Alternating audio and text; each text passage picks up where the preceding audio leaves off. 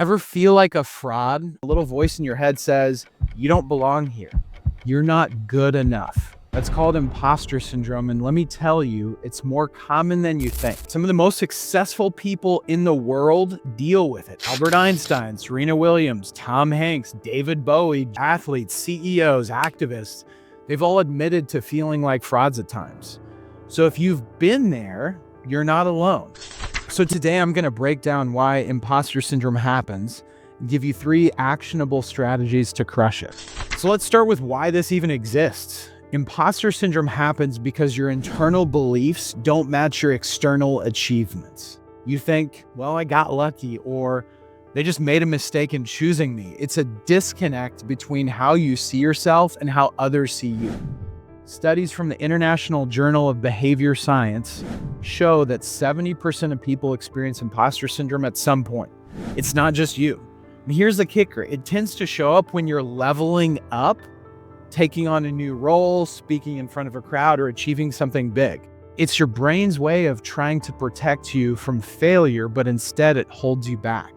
Guys, feeling like a fraud doesn't mean you're failing. It means you're growing.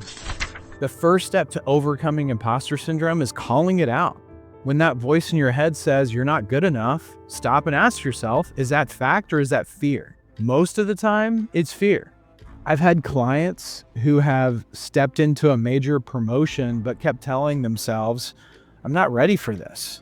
Sitting down and listening to some of those achievements that you've been able to accomplish, everything that has made you qualified for that role, seeing it all on paper, it helps you realize that that fear isn't reality. It's just your brain trying to play tricks on yourself. When imposter syndrome shows up, name it, recognize that it's fear, not fact. Imposter syndrome loves to twist your success into luck or other people's help. But here's the truth. You've earned your wins.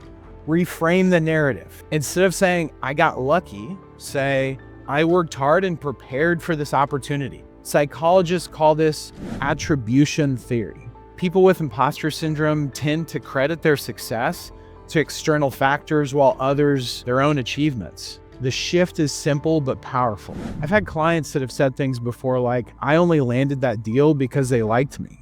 And I've had to remind them, no, you landed it because you built trust, you asked questions, and you delivered value. Once you reframe success, you start walking into sales calls with more confidence. Own your success. Luck might have opened the door, but you walked through it. Here's the deal. Imposter syndrome thrives on perfectionism. You think you need to have all the answers, know everything, never mess up, but that's not how growth works.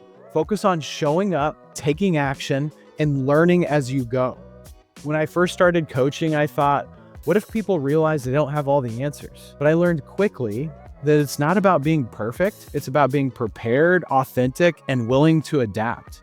That's what people value, not perfection.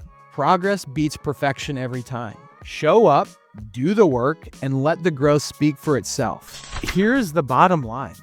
Imposter syndrome doesn't mean you're not qualified. It means you're stepping into something bigger. Recognize it, reframe your achievements, and focus on action over perfection. If this resonated with you, hit that like button, share it with someone who needs this reminder, and drop a comment. What's one win you're going to own today? You're not a fraud. You're exactly where you're supposed to be. Now let's go own it.